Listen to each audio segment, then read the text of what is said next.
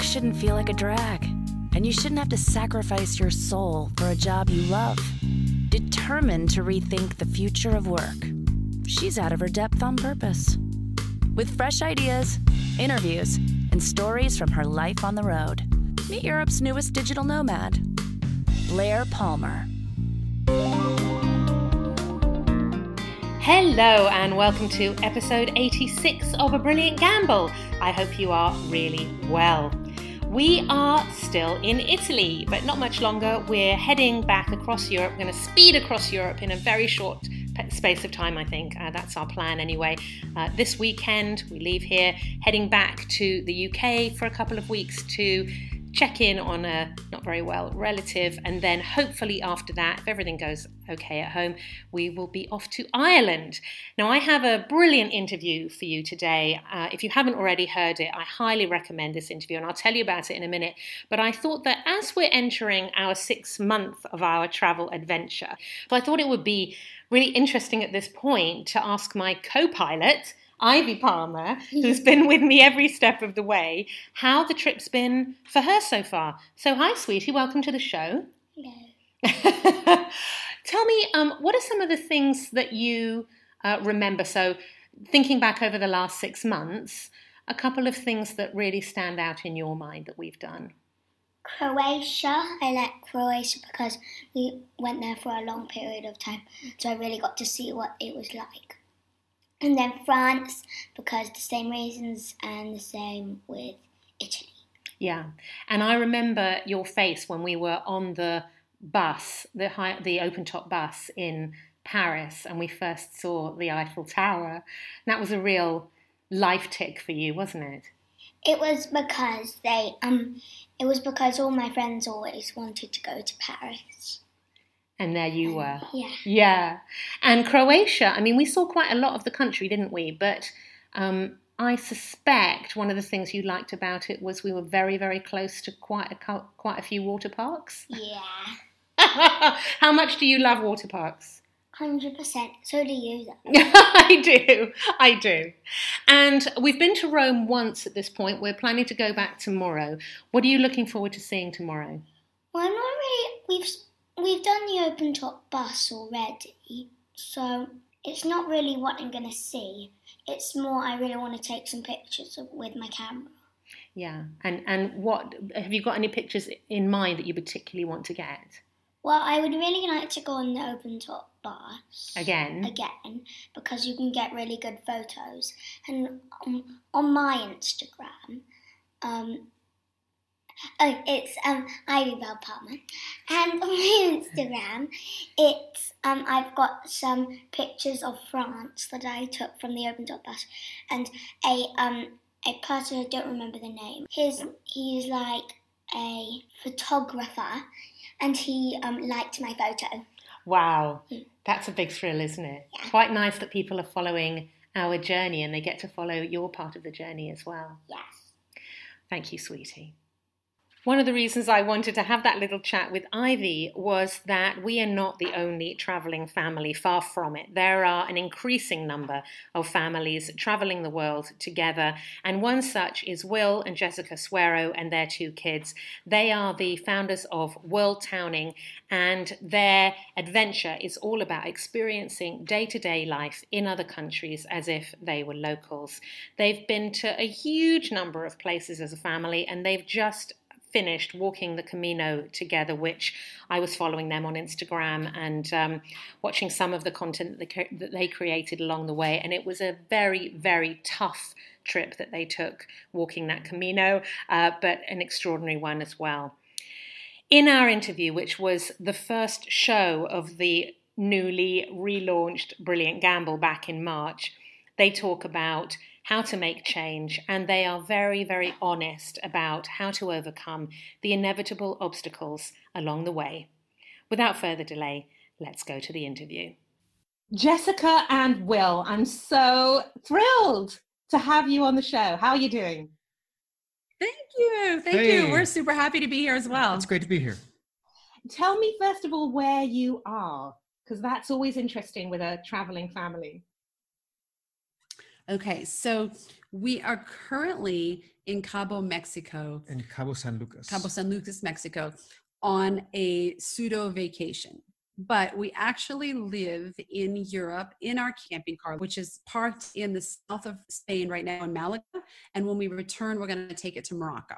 And we're on a 2-year adventure around Europe to hit every country in Europe, which I think is going to end up turning into a 3 or 4 year adventure. It's crazy. We've been away from the RV now for 10 days around there, and we're starting to miss her. But it feels like we've been away for a month, doesn't it? It feels like it's been a long time. I mean, a lot has taken place in the last 10 days, but wow, it's amazing, because I thought we'd get away and be like, wow, we really need a break. You know, there's a lot of things with RV and camping car life where you're like, okay, this is a little hard. It'd be nice to stay in a real bed.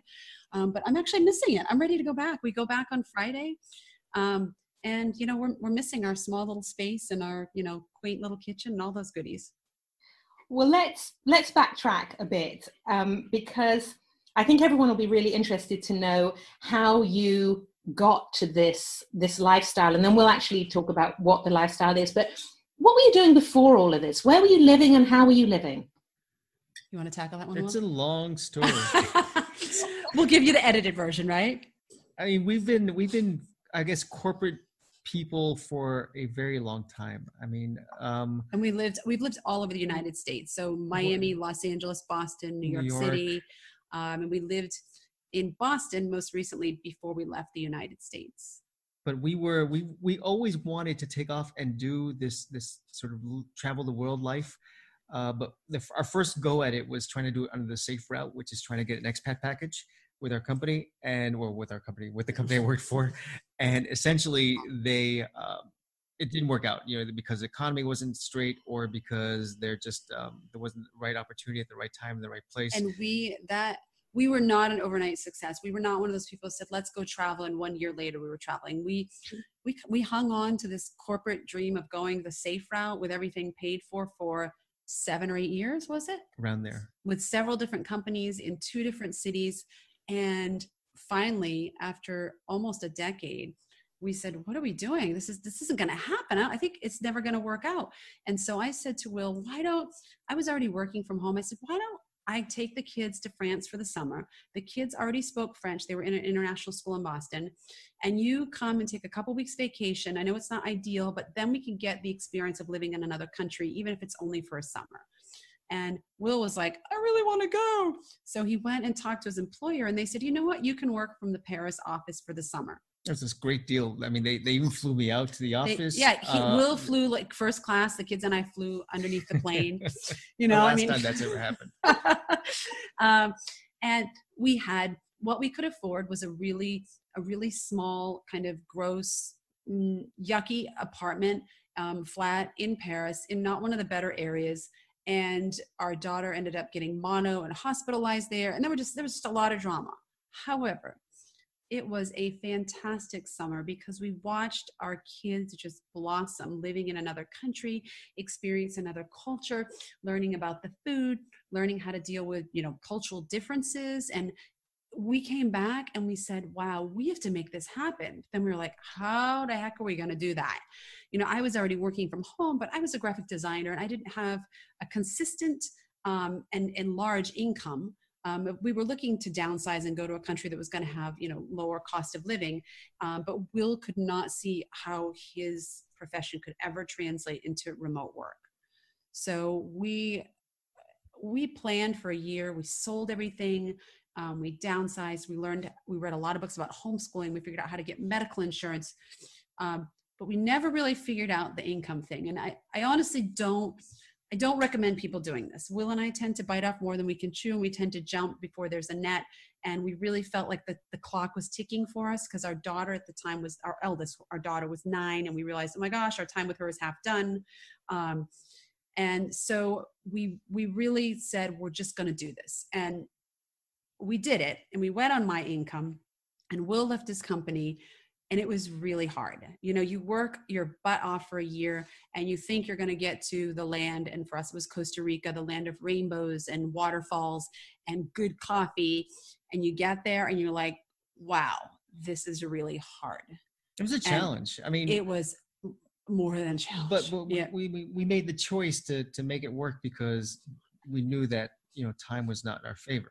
So we realized that, you know, if we don't go now, who knows when we're going to go. And we And I just guess, had to make it happen. I don't know. I mean, it was and when I say really hard adjustment, I'm not talking a week or two, I'm talking 6 months adjustment. But during the course of it, neither one of us ever said we made a mistake. Neither one of us ever said we want to go back. But we did reach out to people that were mentors and say, what is going on? You never told us this part. And like, oh, well, yeah. At the time, no one was really honest about the transition. And not everyone has a transition, but most people do. And that was one of the things where a light bulb came on for us. And we didn't start our business, and we started thinking, why aren't people honest about this? And usually it's because they've had some naysayers in their family or some friends, and they don't want to admit failure. And if it's not going well, it feels like you're failing, right? You can't see that you're going to get through this. And maybe sometimes people don't. We were lucky enough to get through it. It was a traumatic time for us. It was really, really hard. And basically what ended up turning, we had everything, the logistics all lined up, but what we didn't factor in was the emotional aspect of it. How Will and I individually would each process it, how we would process it as a couple, and how the children would process it. Now, let me tell you, the kids were fantastic. Will and I fell apart. I was dealing with the homeschooling aspect of it and the language barrier and my business. And Will was just dealing with the fact that he wasn't working. Well, the hard part and is you'd never not worked before. Right. No, the hard part is managing change. I mean, yeah. You know, as adults, we become more ingrained into our routines, and it's very difficult to expect change and expect to run through it well, you know, not without having to sedate yourself in some way or shape or form. Right. I mean, we were in our early 40s, and, you know, reinventing in your early 40s, you know, it's not old, but it's very different than being van life 20 or early 30s. There, you know, each age bracket brings something different. And we were really just had no idea how to handle it from an emotional standpoint. And we were not sympathetic to what each other was going through. And Will is not a whiner, but there was some whining going on. And I was like, oh my gosh, I can't deal with this. You know, I was not sympathetic. I had a lot on my plate. He was struggling. And once I always knew, I said, well, you'll find work. Someone will hire you. You have all this there's this experience, but he was not confident in that aspect. And that was a lot of the stress.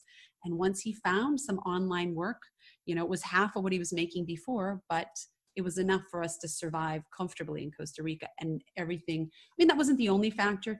I had some things that I had to deal with. Obviously, I'm not going to say this was all Will. It was all encompassing. All of us were struggling in many different ways. And that's a huge part.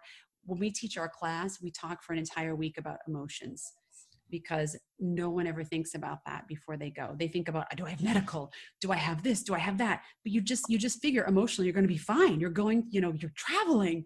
And I think that was a big transition for us. And we had another transition several years later, which was not that many months ago, when we moved into our camping car, which again was reinventing and moving into a small space. And we went through it again. Now this time we had better tools equipped, had an experience, but it wasn't any less painful, would you say? It was more painful. It was more painful. But I mean, but the idea of changing, you know, everything in your sort of normal routine and your dynamic, you know, it's a lot to absorb. And there is an adjustment period which is never really advertised when you're changing your life and going from a sort of a stagnant, yeah, you know, stable life to a mobile sort of nomadic life. And right. You know, that's one thing that you just have to allow yourself the ability to metamorphosize into. And process and just give yourself time. So we can turn to the wonderful butterflies that we are now. Yeah. Well, we spent 1 year in Costa Rica, and honestly, it was really only the last 4 or 5 months where we were really feeling like we can do this. This is great. We moved to Ecuador. Same scenario. We spent almost a year, kind of, you know, same scenario, different country. It was a seamless move. We adjusted within weeks. And then we did the same thing. We moved to the south of France, adjusted within, I think, days that time. And we were like, dude, we have this totally figured out. We are rock stars. And then we moved into the camping car. And like we were referencing before, it's a small space.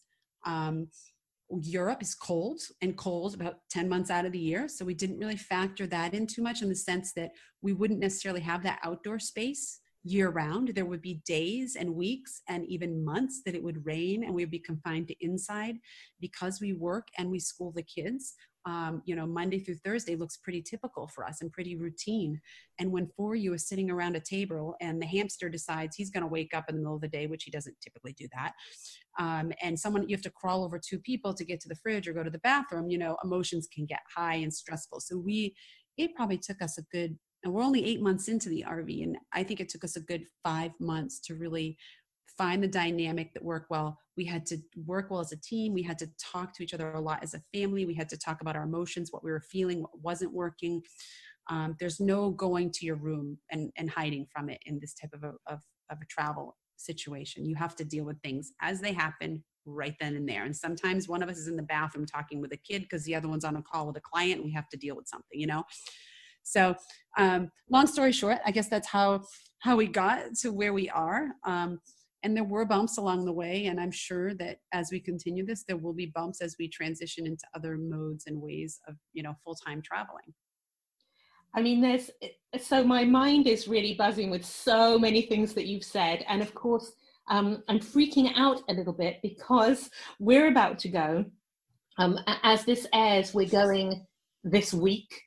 So I'm slightly panicking. So what I'm wondering is, as you say, and I think this will be true for anyone, no matter what the change is that they're initiating in their life, the thing that you can grasp, even though it creates stress, is the to-do list.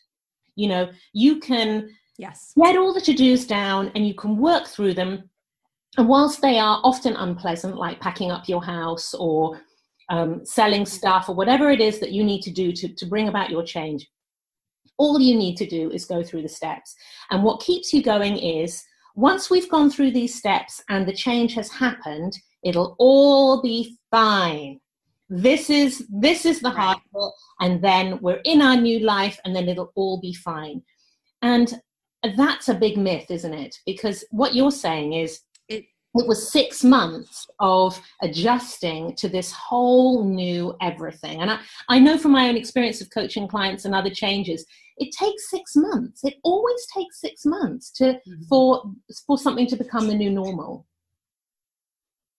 Yes. There's a couple things that we always try and I guess whenever people are asking us what it takes, we say two things. Number one is always try and do as much ahead of time before you actually launch. Basically get all your ducks in a row, because as much as you don't want to wait to the perfect moment, but try and get things as reasonably semi-perfect right. So as if you're possible. going to start a business on the road, start it at home where you recognize the food, the money, and you have a comfy bed. If you're going to start homeschooling, start doing it the year before. That type of stuff, as well as the logistics. Right. But the other thing is just allow yourself the unexpected and allow yourself to be not fazed by the unexpected, as hard as that may be, because it will happen, and the ability to cope with the unexpected is going to impact severely how this experience may or may not be. And I think everyone is different.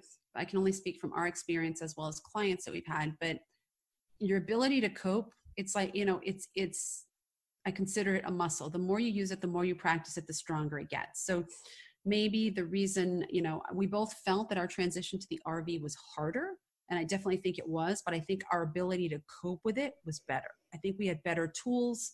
I think as a family, we're able to cope with it much better.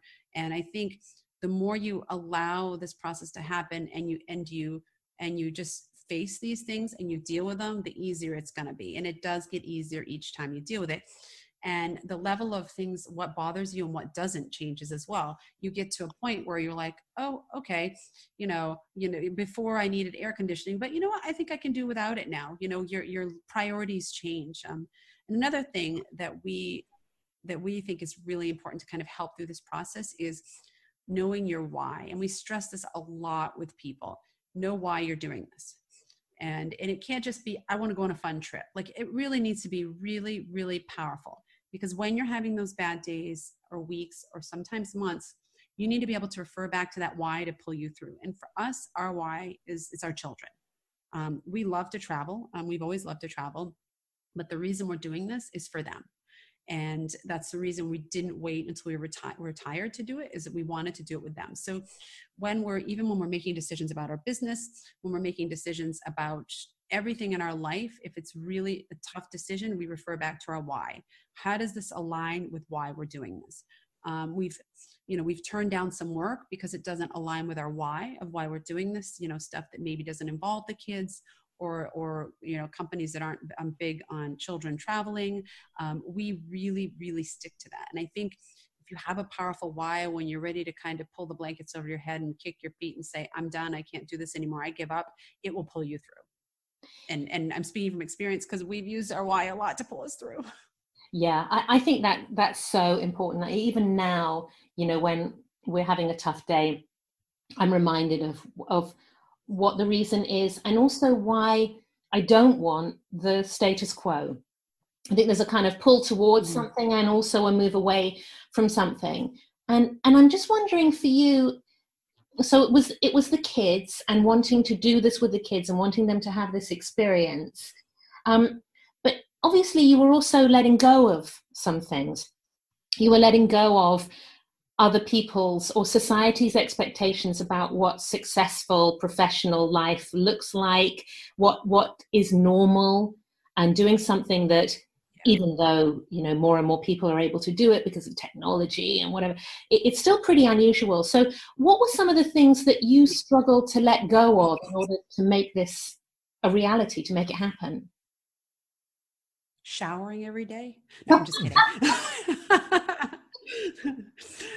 Oh boy, there were so many. You want to start with that one? One of the, okay, so let's break it down. So yeah, that's a big question. Well, our reason, so beyond the why is essentially, start there. That's a good spot. So beyond the why, we have a couple. So number one is that, when we left, our daughter she's just turned 10, and my son was 6.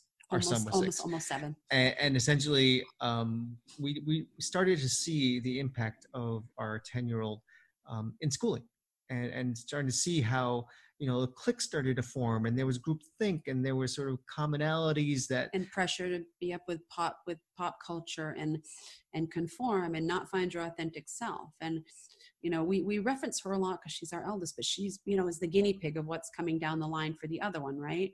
And that was one of the big kind of motivators for us to go. We had them in an international school because we wanted them to have the diversity and the languages and all the different cultures. And we were like, wait a minute, we're paying for this private school, we're strapped every month. Why don't we just go out and make this school in the world? And I think, we travel, like Will said, because of the kids, but, kind of the subheads are, we want to teach them to value experiences and living on less. So valuing experiences and people over stuff, to learn about other cultures and understand that at the end of the day, a mama in rural India wants the same thing for her child as a mama in New York City, At the end of the day, we're all the same. And when we kind of live in this kind of insular bubble of school, work, activities, birthday parties, rinse and repeat. And I'm not saying that there's anything wrong with that if that works for your family. But for us, we felt like it was not a good glimpse of the world out there. And we wanted them to experience the world and the people in it and see how others live differently than us, because, they may decide they don't want to live the way they were raised. And we want to give them the tools to see different cultures and different people and decide what works best for them. And then also to be able to grow up authentically, deciding who they want to be without outside pressures. So those are the things we kind of wanted to get away with, and the things we wanted to gather as we started traveling. So Will and I always kind of had one toe. We've always done our own thing. We've always had one baby toe in what most people would consider normal. So we were accepted by society, but a little on the wild side. And once we kind of pulled that toe out, it was when things kind of all went haywire. We had to reevaluate a lot. We lost some friends. We had a lot of judgment along the way, and we really, we had to let go of caring what people thought about how we chose to live our life. Well, it's letting go of the obligations, essentially. The obligations, there's certain things that are just obligatory as you're raising kids, and with neighborhoods and societal pressures to sort of be, I guess, who you're thought to supposed to be. And it's, we were at at a point when we were getting ready to go so over it, and we're like, this is just ridiculous. There's no need for us to have to go ahead and play nice when you don't feel like playing nice, and to go ahead and sort of take part in activity when it serves you no good, and it only sort of serves to show that, yes, I am willing to play a game which I don't want to be in the first place. Well, I think so. We were not one of those people that left because we hated our lives. We didn't hate our lives, but we just didn't feel like we were living authentically. You know, we would end up at events and end up at things and just go, this just doesn't feel right, you know? And I mean, we have fears just like everyone else, but I guess for me, and I can only speak for me, my fear of regret was more powerful than my fear of anything else. So it didn't feel right along the way, the whole way. And, you know, when things don't feel right, I don't like to stay in those situations. So for us, it just wasn't working. It just didn't feel right. And we just felt like there was more to life. We never saw our kids. We were paying a lot of money to get this cultural experience in this school, and they were getting it, but then they were only exposed to people of a certain income level. You know, there was a diversity, but only a certain income. And we just felt, it just didn't feel right for us, you know? Beyond that, though, I mean, the idea about why we thought that we could overcome this fear of sort of letting go of societal pressures is because we got to the realization that the four of us, meaning sort of Jessica and I and our kids, were enough. We didn't need to supplement our lives with anything else beyond that to make ourselves feel complete. And so once we got to that point that, you know, the four of us can survive no matter what, then that was the key to opening the door and saying, let's take off, because no matter what, as long as we have each other, we're going to be good. Yeah. And I think, I mean, that really is what it comes down to. We miss our extended family. But at the end of the day, we've seen a lot of people in our lives turn down experiences because of extended family, or because of fears, or because one of the spouses doesn't want to do it. And the thing we always hear 10, 20, 30, 40 years later is, I wish I would have done that. You know, I wish I wouldn't have let someone pressure me about this. I wish I wouldn't have. And Will and I we're not perfect and we make mistakes, but we're very, very aware of that. And we try to really look at when we're 70, when we're 60, when we're 80, when we're 50, are we going to regret not doing whatever the situation is that we're pondering at the time? And that's kind of the catalyst for us traveling, because so many people wait till they're retired. And listen, even waiting till you're retired and traveling and still traveling, I think has its great benefits. But all these people that we've spoke with that are either in our classes or have waited till they retired, you know, say they wish they could have done this when they were our age. You know, it was a different time. There wasn't the ability to work as easily as it is now. And not that it's that easy, but it's more, you know, there's more opportunity for it. And we really try to listen to people saying things like this. We really do. I'm not big on wisdom. I think once you start offering your wisdom to people, you really lack wisdom. You know, it's kind of something you get from listening to someone who's not saying, I have all this wisdom, right? But I do try to listen to the older generations and the mistakes and the regrets they have. And it really has kind of helped us along the way, for sure. So one of the things that I hear quite frequently is, I would do this, but you know, the money is an issue. And also, if only I had the time, you know, I'm so busy, I don't even have the time. Is that something that, I know that you now mentor other people who are embarking on this kind of journey and doing this kind of thing. Is that something that they have to overcome, or that still bothers them at the point at which they start talking to you? So by the time they come to us, most of our clients have the money part figured out, but they're still nervous, right? I mean, it's scary because even though people tell you that going and traveling in most countries is probably less expensive than where you're currently living, you really don't have any kind of hard facts and proof. You know, you think it's going to be less expensive. You think you're going to live simpler. Your kids aren't going to be in hockey that costs $1,000 a month, or going to birthday parties where you have to bring a $30 gift every weekend. But until you actually get out there and you're living it, you really don't realize how much simpler you can live and how much less you can live on. So even though people come to us and they already have the money part of it figured out, there's still that bit of fear there. Can we make this work? Can we survive? And, you know, from our experience as well as clients and the places that we've lived, we were living in Boston, the United States, and we did have the kids in private school. And we've since lived in Costa Rica, Ecuador, France, and now in the camping car. But we have reduced our expenses by more than 50%. There's been, you know, compromises along the way. So Will's an accountant by trade. So we always still kind of have the fear of money in the back of our head. And I think that's just him more than me. And that's just our nature. But the people that we work with pretty much have the money part figured out. Now, people have messaged us and emailed us, and I see it on Facebook groups a lot about the money part is a big fear for them. And what we always say to people is figure out how you're going to make the money before you go, right? Start an online business, start something. Talk to your current employer. You would be surprised how many people will let you work remotely, or maybe they'll let you work in your hometown for 3 months and remotely for 3 months. See, there's all different ways to do this travel life, right? You don't have to go for a year. You don't have to go for 10 years. You can go for 3 months on, 3 months off, or maybe you only go in the summers. We always advise people to ask their employer, their current employer, because you never know if they really value what you're doing and they are open-minded and pretty progressive. They might be willing, and they don't want to lose you, they might be willing to make a compromise so you can keep that income and travel. We know people who go on sailboats and work in ports wherever they are. We know people who have sold their homes and gone on and taken their home money and traveled. We know people who have taught English. We know people who were already working online and just took it on the road.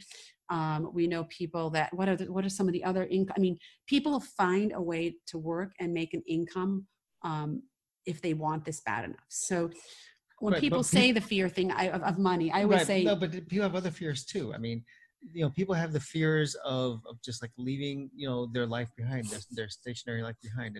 And that is, I have to say, when we're talking to people, that is probably the biggest thing that they do have a fear of is getting rid of their belongings, their stuff, and sort of rising to the point to make it happen. Not unless they're trying to maybe travel for 2 or 3 months and then come back, and that's fine. You know, that's maybe, you know, a gateway drug to you know, longer term travel, and that's fine. What we see though is that, you know, people don't want to part with their belongings in the slightest bit, because the fear that, you know, they'll have to come back and then reaccumulate things. I mean, they've sort of cherished and sort of, and it's almost, you know, it's a stripping, you know, it's a wow, you're really doing this once you get rid of your bed and your grandmother's table and all that kind of stuff. So that fear of getting rid of that stuff and everything, you know, is really tough. What I can say from our experience as well as clients, it's amazing. You don't miss the stuff at all. I mean, when I say at all, you don't miss it at all. We recommend people start downsizing immediately, even if they're not going to go for 2 years. Then they start living with less and getting used to it. And sometimes it takes a while to sell stuff. If you're selling really nice stuff, you want to get, you know, the amount of money for it. Now, you mentioned people have a fear of time. And when you say that, the amount of time it takes to do that, or it taking too much time, like what exactly? I mean, in any, so I'm experiencing it myself. Ironically, one of the reasons that we're changing our lives and changing the business and all of that is that so that we'll have more time.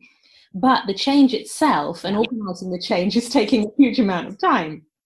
So just logistics, and we're renovating the van, and we're putting stuff in storage, and we're selling stuff, and just there's things we have to buy. All of this kind of takes time on top of normal life. And I think for some people, their normal lives are so packed already that the idea of initiating some new project, even if the end goal is so we'll have more time, it's too overwhelming. Yes. So what they say is, I'll do that when I'm less busy, or I'll do that when life calms down. And of course, it never calms down. So from our experience, it took us a year. We set a year deadline. It was really hard. We kind of joke, but it's true. We were living in one world and preparing for another world, right? So we had a foot in each. So after we were done working all day, doing homework with the kids, having dinner, dishes, laundry, whatever, Will and I would sit down with our spreadsheets at 9 o'clock at night. And some days we gang bust and worked till midnight. And other days we started at 9 and ended at 9:05 because we were just so beat. I think that it's going to be, it's hard. You know, that part of it is hard, and you just have to be strong and committed and know that you will get there. I don't know any other way except if you give yourself more time, then you're going to delay more, right? I think setting a good hard stop deadline and working at it, you know, daily or weekly. Will and I had a plan, like 5 days a week. We'd work at 9 o'clock. We did a couple of weekend trips where my parents took the kids and we just worked on it over the weekend. And that's kind of how we broke it down. We broke it down into big tasks and then smaller tasks and on an Excel spreadsheet. And it kind of helped us work through it, because at first it's so overwhelming. And then you start doing the little pieces. And that's actually the reason we created our business Worldtowning, was because that is where we almost stalled during that planning process, because we had no time. We had no time to do one life and plan for the next. And so when you don't have someone kind of holding you to a deadline, you say, well, next week we'll figure out medical. Next week we'll figure out medical. So what we do in our classes, we do 10 weeks and then we give them homework each week. So, okay, this week you're figuring out your medical. That's it. Come next week and know your medical. Now, some weeks everyone gets it. Some weeks life gets in the way and they don't get it, but they have the material that they can go back to if they need to. And I think that's a really great question that you asked, because it was really hard to do that year. And then of course, as we mentioned, we got to Costa Rica and it was still hard. And we're like, oh my gosh, when's it going to get easier? You know, what I can say from a standpoint of now being in this life, I don't know as Will and I are the perfect role models, because since we started a business, we don't have a lot of time. We work a lot. The good thing is, while we're working, we're still with our kids every day and we adventure with them and they're right there. So even though we work a lot, we have the freedom to kind of order our day how we want. So we may get up really early and work really early, or maybe one of us will work the morning while the other one's doing something with the kids. We work a lot of nights, sometimes weekends, you know, and we make it work wherever we can. It's not always easy. I'd love to say we have a lot more time. I don't think we have a lot more time than we did before, but the quality of that time is better. We're doing a business we love and we're schooling our kids how we want. And we have every meal of the day together 7 days a week. You know, we have amazing conversations.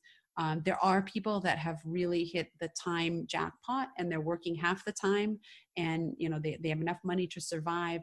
And, you know, that is not our situation. We have had that situation in the past, but since we just started our business a year ago and it's a startup, you know, hopefully it'll get to that point, but it's not right now. Right. No. Yeah. So, but getting set up, essentially, we're very big practitioners. We're not advocates, but it definitely does work, of the whole ripping the bandaid off philosophy. Yeah. That, you know, for me, the whole thought of taking off and starting this travel life did not seem 100% real until the day that I told my job that I'm leaving. And at that point, I realized, okay, we're at the point of no return. And I can probably go back with my tail between my legs saying, I'm kidding.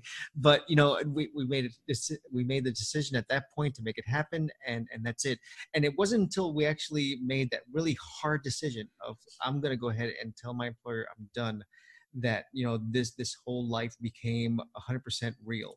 And moving forward, it just, at that point we had to get into survival mode. And, you know, like you said, you know, it's possible in every way, shape or form. You just have to be committed to the actual idea of it. And it's not until you get yourself into that position, you have to be committed to it, that it actually does take form. And I think for some people, that kind of pulling the Band-Aid off part is when they tell family and friends. But see, Will and I spent a decade telling family and friends, we're going to go live in another country. After about 5 years, they're like, yeah, right. You've been saying that for 5 years. You're never going. So even to the last year when we said, no, we're really doing this. We're really going to go. In September, we're going.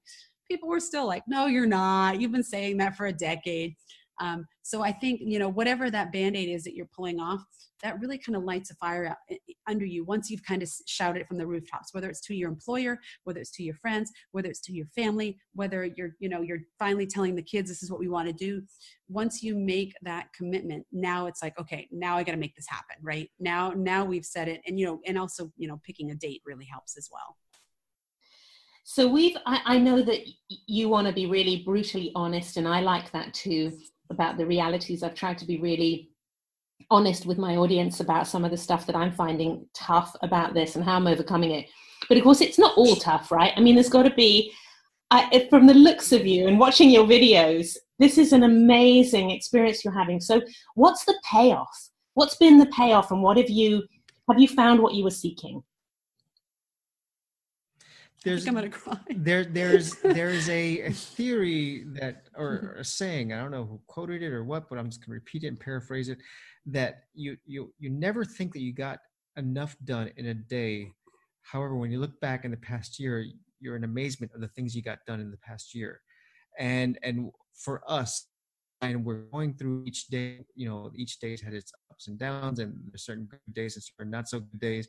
And we don't normally look back on each day and say, wow, today was a great day. There are a few of those days, but there's not a lot of those days where we're saying, wow, today was an amazing day.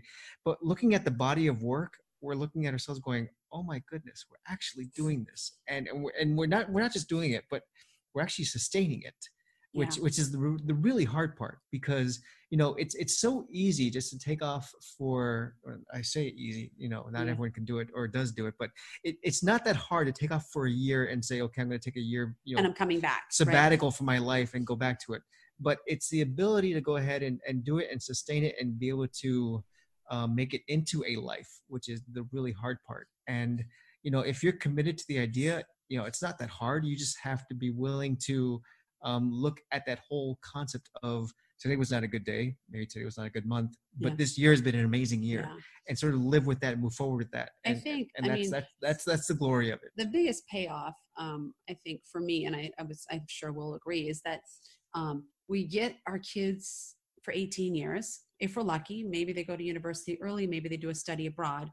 And we get to be there every single day, and we get to see how they're learning, and we get to guide them into being themselves without outside pressure. And I think that's really, really cool. I mean, I'm all for traveling when we're 65 and retired, and hopefully we'll still be traveling, but it's really fun to do it through the eyes of the kids and the people that you love, and spending every single day with them. So that's my big payoff, as well as, Will and I have a business together, and we do something we love. And out of all the people I know and that we're friends with, I don't know how many are doing something they love. And it often makes them sad or angry or disappointed, or embarrassed, or whatever the situation may be. And, we're not making millions of dollars here, but we're happy, and we're doing something we love, that we're passionate about it. And hopefully we're inspiring people, and we're, showing them that it's possible to do this. And I really, that's a big payoff for me, as well as spending time with the kids, that we can show people that this is not something that just rich people do, that it is possible. It is not always easy. But let me tell you, if it was awful, we wouldn't still be doing it, right? We're on our 4th year, with no plans to stop. And I think the only reason we would stop is if it became unenjoyable for one of the family members. And we continually kind of have these conversations and reevaluate and ask the kids, and, they're always like, no, this is great. We want to keep doing this. And, everyone has dreams of what they want to do next in a year from now, or 2 years from now, or 3 years from now. So, it's really important for us to be honest, but the payout far outweighs, the hard times. I always say the highs are high and the lows are low. We're not just going through life kind of skating along here. We're going really low some days and really high other days, but we're here and we're present, and we get to experience this. And then along the way, we get to see the world, right? I mean, all this time with our kids and doing a business that's passion-based, and we get to see the world, and it's pretty darn cool. It opens up your heart and your mind, and you really look at it and say, people are good, period. There are some bad people out there, but overall, people are good across the globe. There's so much that, I feel quite moved hearing you speak as well, because I know that my daughter was at a private school as well for a couple of years. I thought that would help her to have a broader education or something, and it didn't do that. It didn't work out. And one of the things I love, she's been homeschooling since September, and when I told people that we were going to do that, one of the things that other parent friends of mine, some of them, said was, I wouldn't want to spend all day with my kids. I'm really glad when they go out of the door in the morning. Now the thing is that I understand that, because I used to really love my days when she was at school. I got so much done, whereas now I have the challenge of, I'm doing my work. This is going to be multiplied, of course, when we're it together in a confined space. But even in this house, Right. I'm trying to get work done. She's trying to do something. She's bored. She interrupts me. Or I only have 2 hours to spend with her, and it's not enough time to do the things that I said I was going to do. There's a constant negotiation, renegotiation. And there is a bit of me and possibly a bit of her that thinks, wasn't it nice when we had a bit of space? And at the same time, I, even in these few months, know her so much better. I'm discovering things about her that make me just not want to be away from her for a minute. So I wonder if this is one of the big learnings about changing your life in this way, or creating a more blended life where the things that you find most difficult, or that maybe you thought you couldn't do, actually become the things that are most important later on. You know, the crazy part about that is that, and it's And easy. we can relate to that. We absolutely can. It's easy to see from your side with your child. However, I think the equal side is happening with your child and you, because there are times where where we're not having a great day, and then our daughter, who's 13, who gets it more because she's now maturing and she's becoming sort of a more astute observer of life. She actually comes up to us and says, it's okay. Yeah. You're gonna get over it. And she can recognize that sort of we're not having our best moment ever, but she's not gonna freak out going, what's wrong with you, Dad? Yeah. And she's gonna say, you know what, it's okay, because I know you, and I know that this is not who you normally are, and that's fine. And having those moments that we can actually see each other's best and worst, and be able to see that, this moment does not encompass who you are as a lifetime, because maybe you only see me when I get home from work, right. And we're seeing each other 24/7. It's a really magical thing, and we love it. And well, as a society, I mean, I think across the globe, it's not really built into our culture, at least first world cultures, to spend this much time together, right? Everyone goes their own ways. So I, like what you said about other parents, we've had other parents say that to us as well, that they're ready when summer's done and ready to send them back to school. I've had women say that to me about their husbands. Like, if we had to work together, we'd kill each other. And Will and I definitely have those days, and we can relate. We have the same things with our kids. I mean, some days it's 1:00 and we're like, oh my gosh, we're just starting our day. There might've been a math meltdown, or maybe there was a fight, or maybe, whatever the situation may be. And we're like, this is really hard. So it definitely is hard, but what you get in return as a family, I think is so worth it.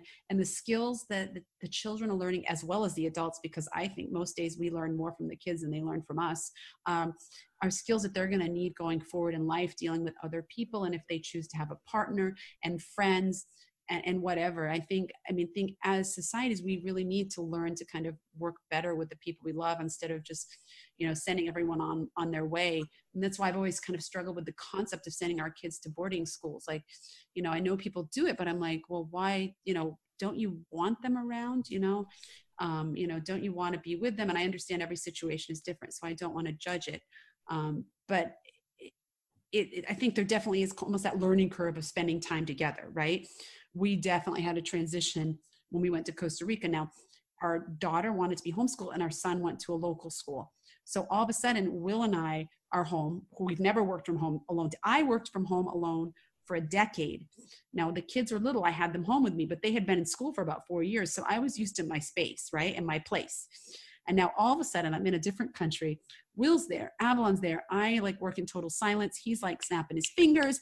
Avalon's whistling. And I'm going, oh my God, how am I going to get my work done? Now 4 years later, we're in a smaller space, so there's obstacles there, but we work so much better. We know each other's kind of work styles and behaviors, and we have 2 sets of really good noise canceling headphones, which helps a lot. We still panic about getting work done. We do still panic, and it's not always easy. But the alternative is, I guess, we put them back in school and we have, 6 to 8 hours to do our stuff, but I don't really want to and then, they both chose to go to traditional school. We lived in France for the year, and Will and I, and France school days are very long. So we got a lot of, and that's when we were developing our business. We got a lot done during the day, but by the time they got home, anywhere between 4:30 and 6, it was dinner, homework, bed. And it was pretty much that. There was very little interaction Most nights they couldn't even help with dinner because they had so much homework. And we looked forward, and our daughter had school till 5:30 on Friday. So we really only had Saturday and Sunday with them. And we were like, after spending 2 years with a lot of time as a family, and then them going to traditional school, we were like, wow, this is really, kind of, we did it for a purpose, and they wanted to try it out, and I'm glad they tried it, but I hope they don't want to try it again, because we miss them. Our days were a lot more productive, but our time with them was only Saturday and Sunday. You said something a bit like this earlier on, but one of the facts that triggered me taking Ivy out of school was that by the time your kids are 18, you've spent half the time that you're ever going to spend with them in your life with them. Right. By the time they're 18. Right. So the next 60, 70 years of your life it's only that repeated. And as you say, it goes really quickly. So she's 10 now. I've got 8 more years. And I kind of think no matter how hard it is, I want to squeeze every minute out of those 8 years, because then it's that just spread over the rest of my life. It's very thinly spread after that. And I think that's the thing. It's not only is it thinly spread, but if I always like to think of it as we've done our job as a parent, they're always welcome to stay with us, but the likelihood that they're going to fly the coop and go have their own adventures, and we might not see them that often, is pretty high. And I don't want to be that obstacle that says, well, I didn't see you much growing up because I work so much. Well, now I'm getting ready to retire. Now let's hang out, when they're trying to kind of find their way in the world. So I figure, while they're under our roof, let's take advantage of all the time we can to spend with them, because we don't know what 18 is going to look like. And maybe they may decide to go live in, I don't know, over in Japan, and we don't get to Japan that often. And, we've lost that time. Speak for yourself. I still want to hang out with them. Yeah. I don't think they're going to take you to university. I think one of the things that what you're saying is making me think is around being in the present. So the way that most of us traditionally work is about the future. So if I work hard now, then in the future I can do this, or in the future I'll have money, or in the future I can travel, or I can have the nice house or the car or whatever. And so we make a lot of sacrifices today for the future. And it sounds to me from what you're talking about is that your focus is very much on now.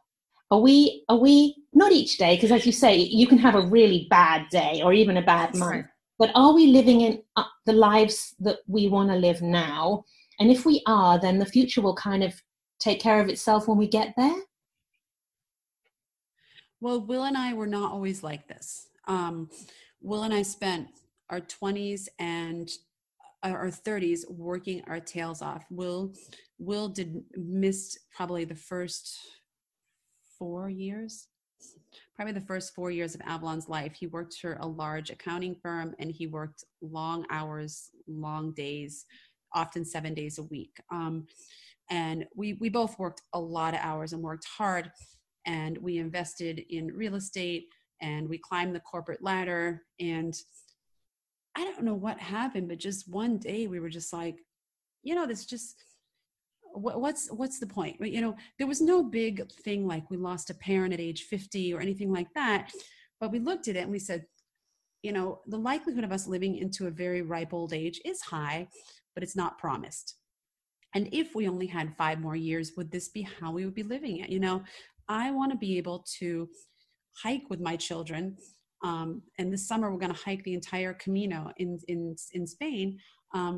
I don't want to wait till I'm 65 to do that, because one, what if I don't make it till 65? One, what if my body won't work? What if Will and I don't like each other? There's all kinds of things that there's no promise of that time. And although we do believe in being, fiscally responsible and planning for the future, which we have done, we don't necessarily subscribe to having all these material possessions that just kind of lose value and missing out on what's right in front of us. And I think now that we've made that transition, I can't ever imagine us going back. We're in such a different place, and our life still feels very, very full and wonderful. In many ways, much simpler and more mindful. And I think we're really conscious of that. We really try to make an effort to live in the moment while still being responsible, and taking care of our children and working and educating them and all that kind of stuff. And beyond that, I mean, if you're focused on the now and making now great, well, then when we get older, the now will still be our focus at that point. And why prepare for something that may happen in the future when you should prepare to enjoy this moment? It almost seems like why are you going to stock up your shelves for an eventual dinner party which may not happen? So let's go ahead and sort of eat well now, and then when the day comes in the future that we've been preparing for, we'll just go ahead and make sure we're ready on that day. And Will and I are every day a work in progress. This is not, I would not say this is something that comes naturally for us. Like I said earlier, we work a lot in our business. We're always looking for ways to streamline things and remove obstacles and simplify our life and make things more efficient so we have more time with our children. But we are not, I would say by nature, we're not naturally mindful people. Like we weren't an old soul that was born mindful. We work a lot. We have overzealous goals, and we really need, this is really something that we have to really be hyper aware of and focus on for us to behave mindful. I love what you've been talking about, and I love the honesty of it.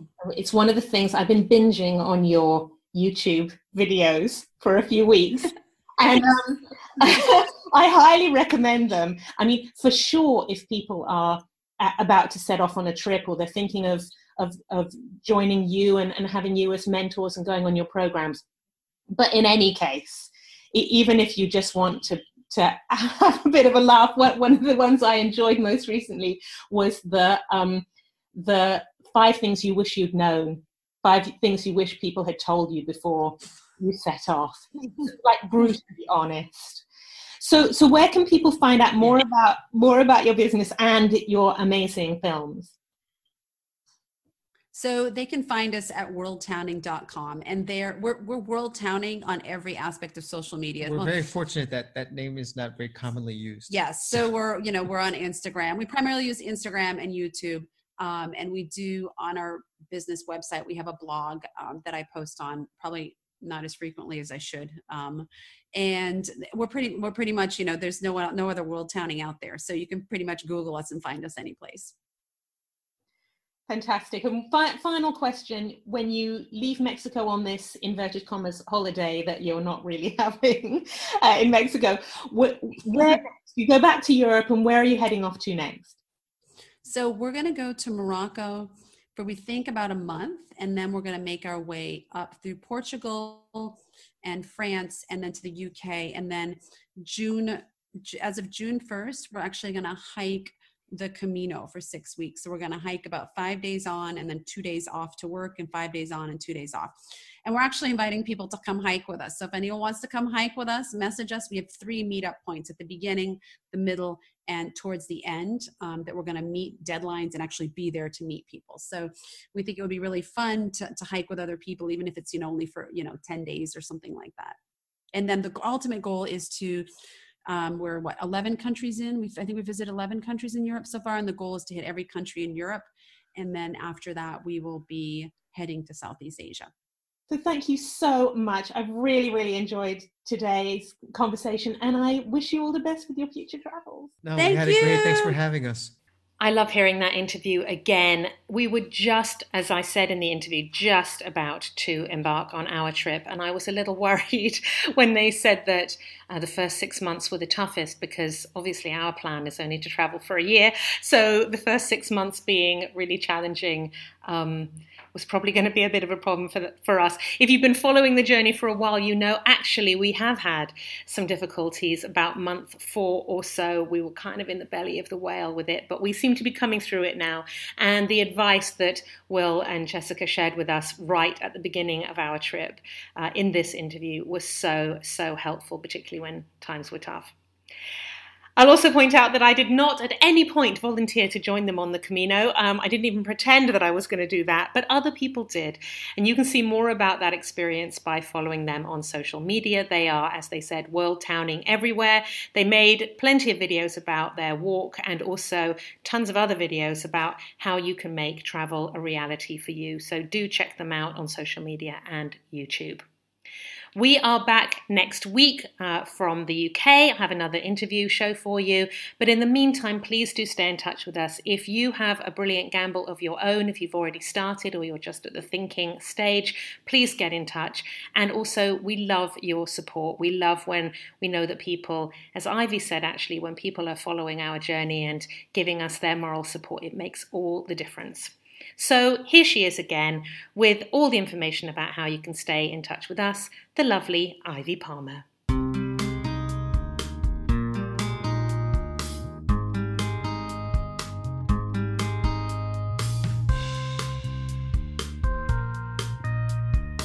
We'd love to hear from you. You can get all the episodes of this show plus read the blog and find out more about our travel adventure at www.brilliantgamble.com.